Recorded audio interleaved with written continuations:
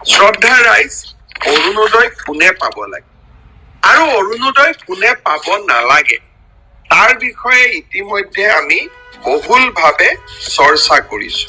মই আগতে কোৱাৰ দৰে অৰুণোদয় পাবৰ বাবে এখন বৈধ ৰেচন কাৰ্ড লাগিব আৰু কৰবাত যদি ৰেচন কাৰ্ড এতিয়ালৈকে আপোনাৰ হাতত আহি পোৱা নাই, আপুনি অৰুণোদয় আঁচনিৰ চূড়ান্ত সিলেকশ্যন হোৱাৰ আগলৈকেও যদি ৰেচন কাৰ্ড সংগ্ৰহ কৰিব পাৰে, তাকো আমি মানি লওঁ। ইয়াৰ উপৰিও অৰুণোদয় আঁচনিত সদায় আমি বিধৱা মহিলা থকা পৰিয়ালক অগ্ৰাধিকাৰ দিওঁ। বিবাহ বিচ্ছেদিত মহিলা থকা পৰিয়ালক আমি অগ্ৰাধিকাৰ দিওঁ। যি পৰিয়ালত দিব্যাংগ ব্যক্তি আছে সেই পৰিয়ালক অৰুণোদয় আঁচনিত আমি অগ্ৰাধিকাৰ দিওঁ। যি পৰিয়াল